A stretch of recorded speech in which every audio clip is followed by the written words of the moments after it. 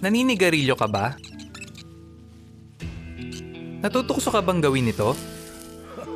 Para tanggapin ka ng iba? Para mawala ang stress mo? O baka curious ka lang? Ano man ang dahilan, dapat na alam mo kung anong pwedeng maging epekto sa'yo ng paninigarilyo.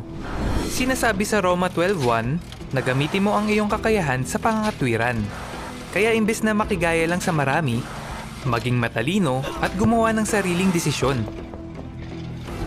Bilyong-bilyong dolyar ang inuubos ng mga kumpanya para manigarilyo ang mga tao at marami ang nabibiktima nang hindi man lang iniisip ang masamang epekto nito. Halimbawa, kapag naninigarilyo ka, pwede kang magkasakit at pumangit pa nga ang itsura mo. Ang sabi ng Biblia, linisin natin ang ating sarili mula sa bawat karumihan ng laman at espiritu. Pero hindi mo magagawa yan kung naninigarilyo ka. Ang mga naninigarilyo ay mas malamang na mamatay dahil sa cancer, atake sa puso, at iba pang sakit. At hindi lang ikaw ang apektado nito. Apektado rin ang mga nakakalanghap ng usok na galing sa'yo.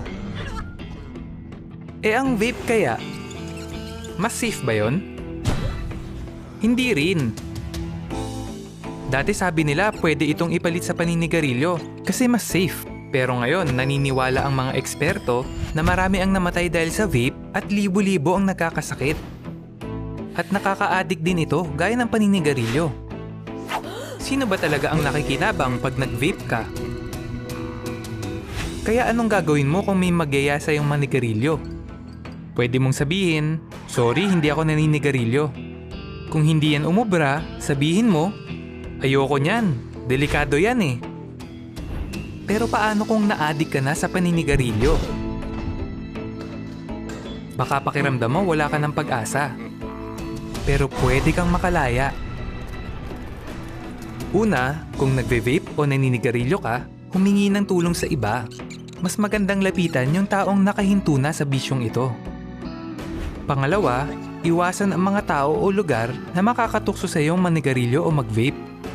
At huwag mo rin kalimutang mag-pray. Kung hihingi ka ng tulong sa Diyos pag natutukso ka, siguradong maihinto mo ang bisyong ito.